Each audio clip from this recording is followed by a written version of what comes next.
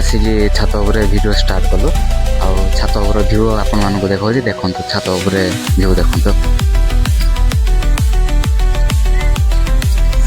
ସେପଟେ ଆମର ଜଗନ୍ନାଥ ମନ୍ଦିର ଅଛି, ମନ୍ଦିର ବି ଦେଖାଉଛି ଆପଣମାନଙ୍କୁ, ଦେଖନ୍ତୁ।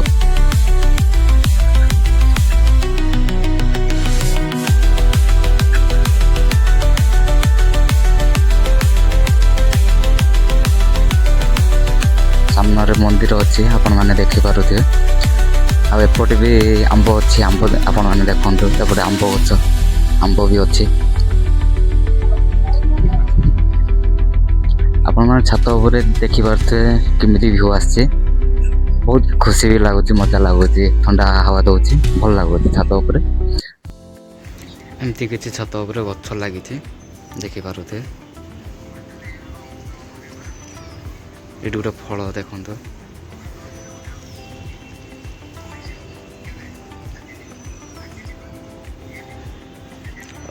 ଗରମ ଦିନରେ ଛାତ ଉପରେ ଠିକ୍ ସନ୍ଧ୍ୟା ଟାଇମ୍ରେ ଛାତ ଉପରକୁ ଆସିଲେ ଅଲଗା କିଛି ମଜା ଲାଗେ, ଥଣ୍ଡା ହାୱା ଦିଏ।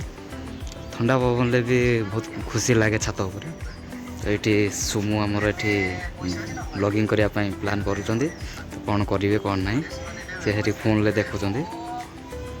ଆଉ ଏପଟେ ଦେଖନ୍ତୁ, ଏପଟେ ସବୁ ଘର ଅଛି।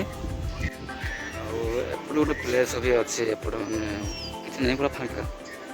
ଆଉ ତଳେ ଆମ ରୁମ୍,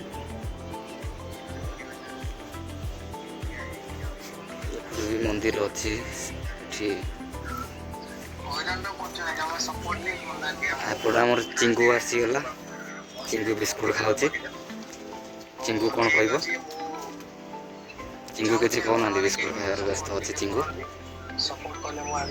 ଆଉ ମନ୍ଦିର ଅଛି। ଖୋଲାବେଳେ ପୁଅ ଆସିକି ହେଇଗଲା।